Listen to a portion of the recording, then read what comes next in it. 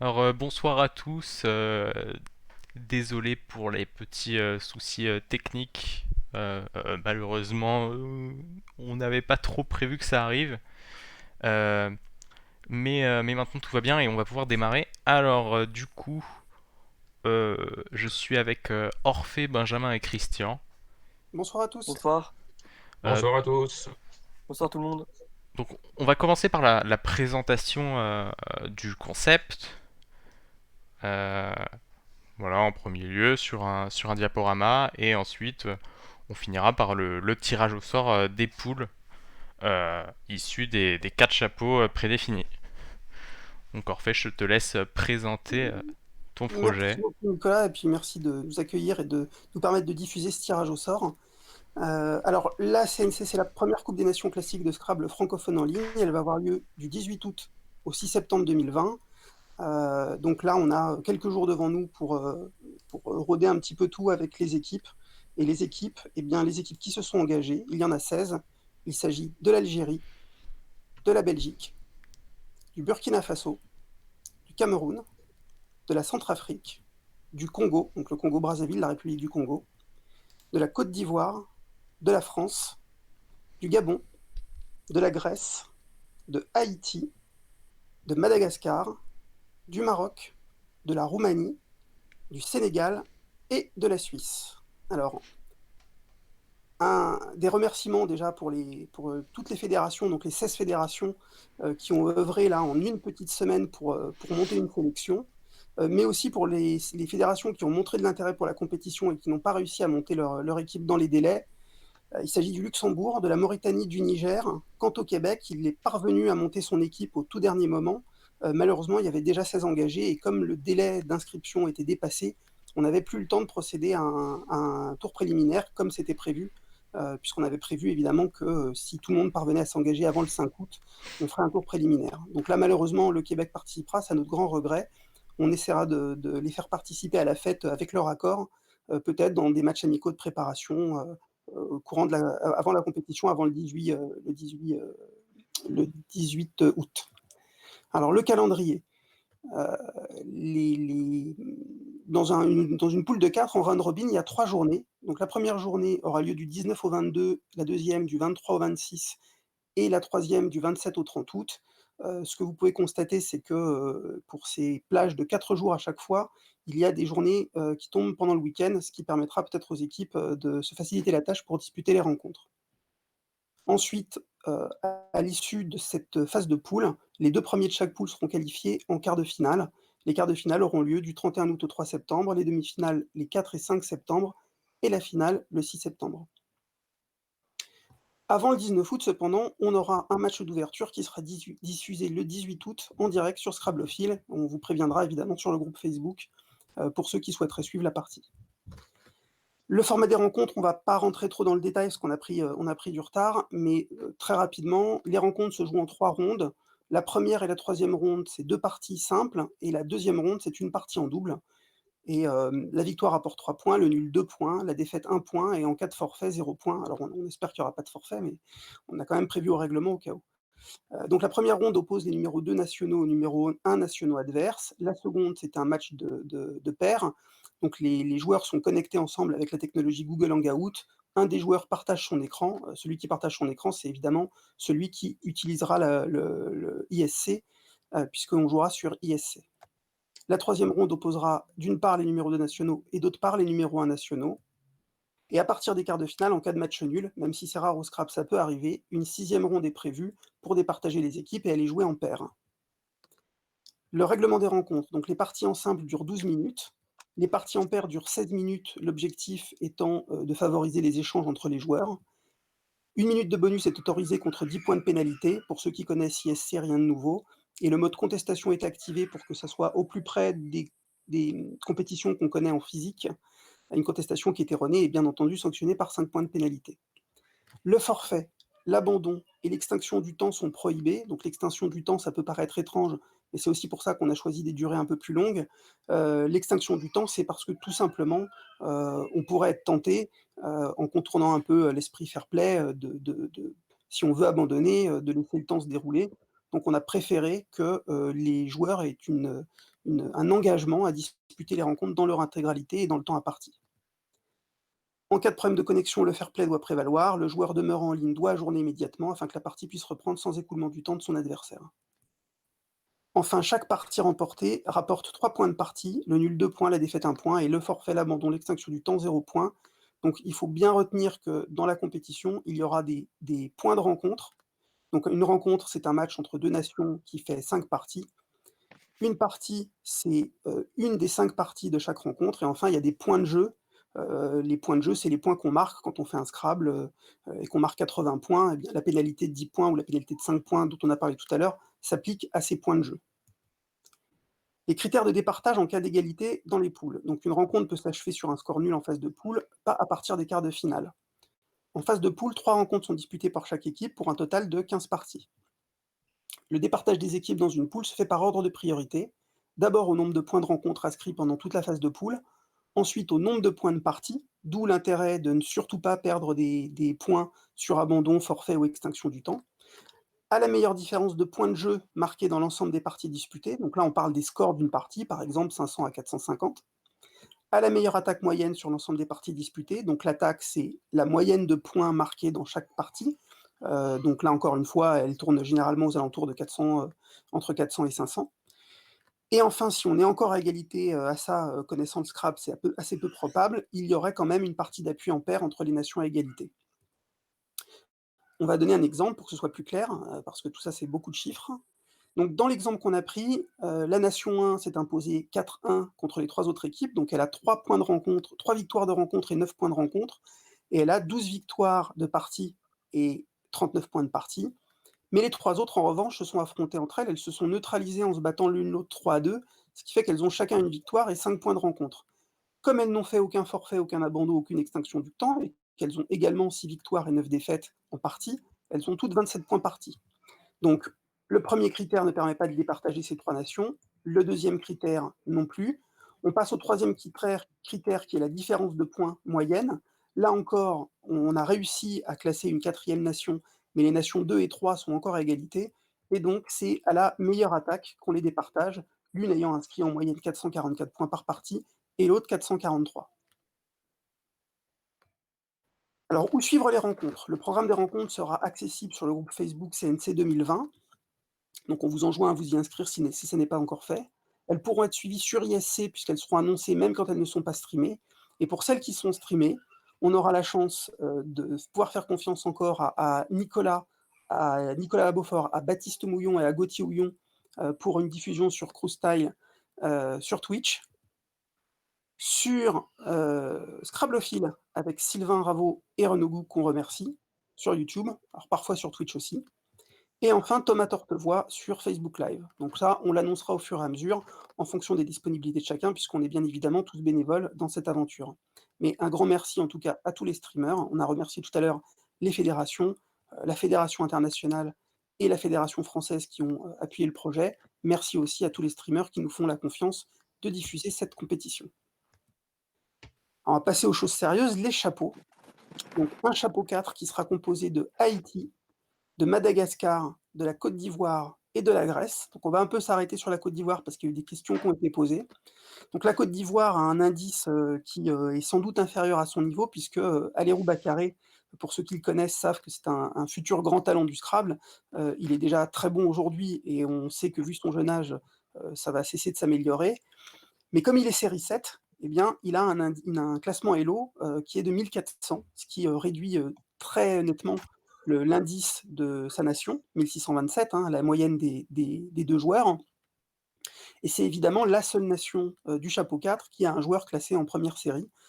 Donc évidemment, la Côte d'Ivoire, dans ce chapeau 4, ça peut faire peur aux grosses cotes de la compétition, puisqu'on pourrait très bien avoir un groupe de la mort si les meilleures équipes des autres chapeaux sont tirées dans un seul groupe et tombent sur la Côte d'Ivoire. Cependant, on peut constater quand même que côté Madagascar, il y a un peu la même situation, puisqu'il y a un joueur qui s'est inscrit cette année, qui a pris une licence cette année et qui n'est que série 7 et à 1400, et qui a peut-être un niveau meilleur, et il est associé à un joueur qui est en deuxième série. Dans le chapeau 3, on retrouvera le Maroc, l'Algérie, la Centrafrique et la Roumanie. Là, on commence à avoir beaucoup de joueurs en 2e et 3e série et pour ceux qui connaissent la Roumanie, on sait bien qu'il y a peu de tournois qui permettent de progresser, mais enfin, pour ceux qui ont déjà joué, ont eu la chance de jouer ou qui connaissent Dan Sandou, c'est un joueur d'un excellent niveau. Dans le second chapeau, on trouvera le Sénégal, le Cameroun, le Congo et le Burkina Faso. Alors là, voilà, des premières séries, des deuxièmes séries, rien en dessous de 2A. Donc là, commence à y avoir des équipes d'un niveau qui est à craindre. En particulier, bien sûr, le Burkina Faso avec Atanas Tapsoba, qui est dans le top 10 mondial du classement classique, et le Congo avec Cyril Chikaya, qui est première série A. Enfin, le premier chapeau, donc les 4 meilleures équipes sur la base du classement Elo. Le Gabon, avec notamment Belphégor Mpagar Eteno, qui est première série, et qui surtout est vice-champion du monde de Scrabble classique. La Suisse, avec 2 premières séries, dont Hugo de la Fontaine, qui est leader du classement mondial duplicate en ce moment. La Belgique, avec Louis Guermont et Yves Brenez, 2 premières séries également. Louis Guermont est champion du monde duplicate en paire.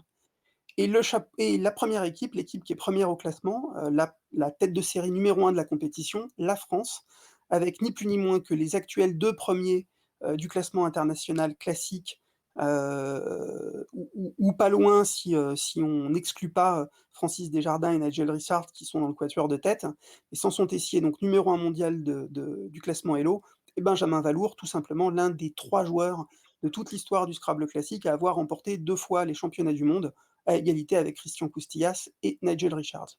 Donc voilà la composition des chapeaux. Je crois qu'on peut passer au tirage au sort, donc je laisse la main à Nicolas et Benjamin pour la suite des réjouissances.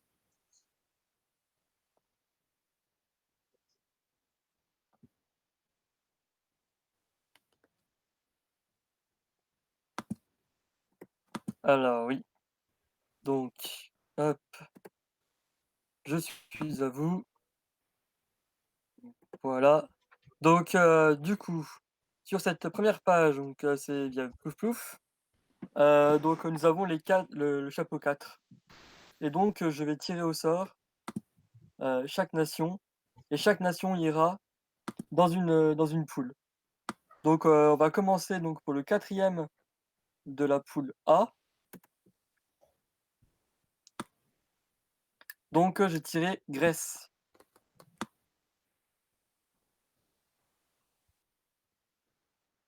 Mmh, exactement. Donc, hop, on reprend. Donc pour la poule B maintenant, Madagascar dans la poule B.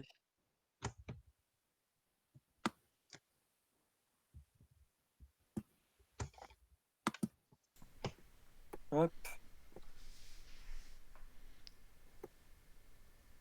Maintenant, donc dans la poule C, on a Haïti.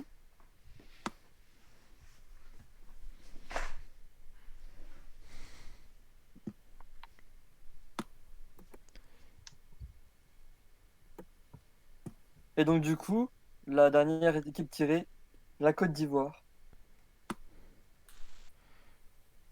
Fin du tirage du 4e chapeau. Donc pour rappel, dans la poule A, la Grèce, dans la poule B, Madagascar, dans la poule C, Haïti, et dans la poule D, la Côte d'Ivoire.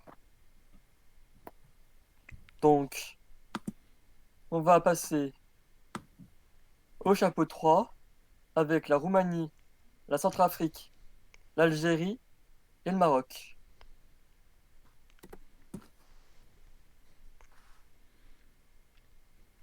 Donc le Maroc dans la poule A avec la Grèce.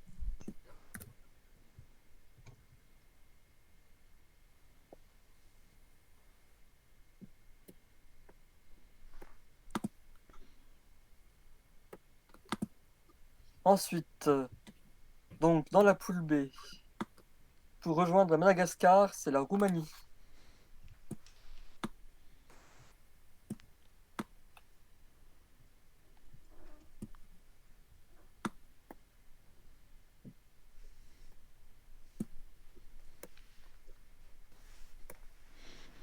Ensuite, dans la poule C,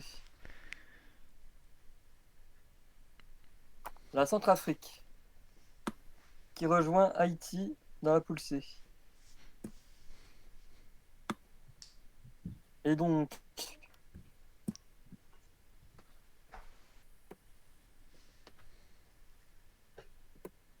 on a l'Algérie dans la poule D avec la Côte d'Ivoire.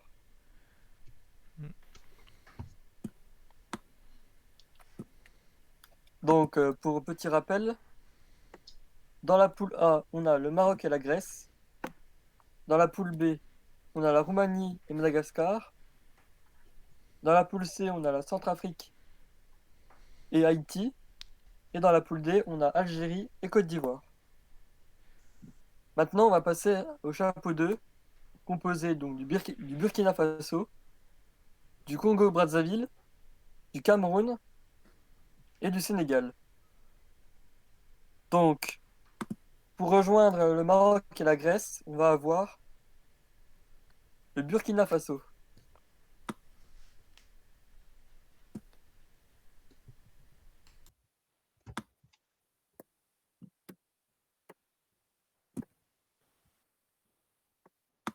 Ensuite, donc, dans la poule B, pardon. Pour rejoindre la Roumanie et Madagascar, le Sénégal.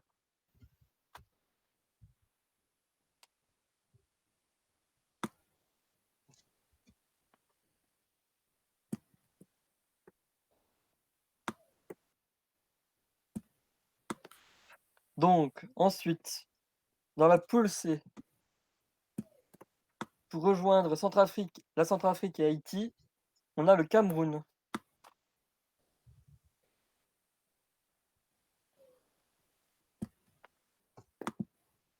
Et donc, du coup, pour rejoindre l'Algérie et la Côte d'Ivoire, on a le Congo, Brazzaville.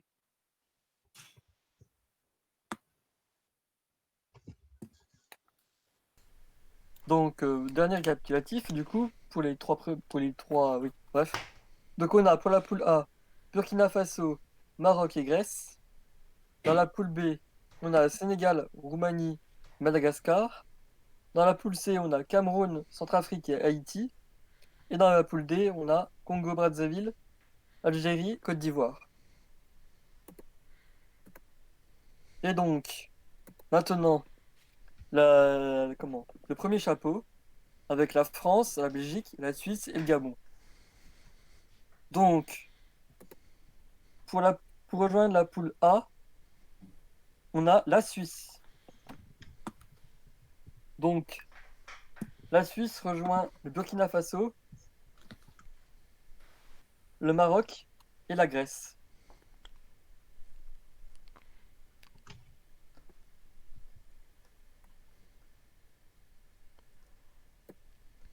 Ensuite, pour rejoindre la poule B, composée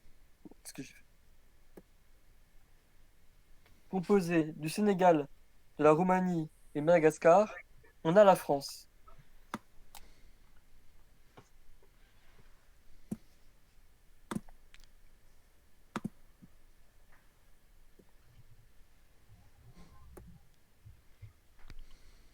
Et donc, pour la poule C, pour rejoindre le Cameroun, Centrafrique et Haïti, on a le Gabon. Et donc, pour rejoindre Congo-Brazzaville, Algérie et Côte d'Ivoire, on a la Belgique.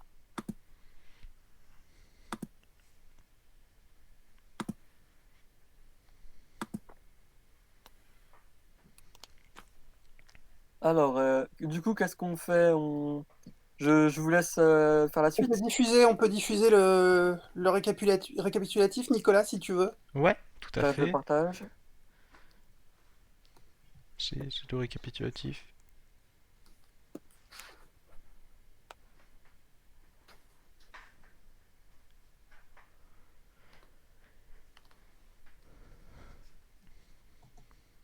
Voilà, donc là on peut voir le récapitulatif des 4 groupes. Alors avec des groupes qui vont s'avérer parfois un peu plus compliqués, notamment avec des nations un peu plus sous-cotées. Notamment, on pense très fortement à la Côte d'Ivoire, qui peut largement, qui peut vraiment réussir à faire une belle performance, et la Roumanie, Oui. classée respectivement en chapeau 4 et 3 à la base. En tout cas, pour la Belgique, le Congo et l'Algérie, c'est pas une bonne nouvelle d'avoir tiré la Côte d'Ivoire dans le chapeau 4. Ça, c'est certain. On remarque, on peut dire aussi qu'il n'y a aucun groupe où il n'y a qu'un continent de représenté. Il y a au moins 2 continents dans chaque groupe. Effectivement, oui, Mm. c'est vrai que c'était un risque.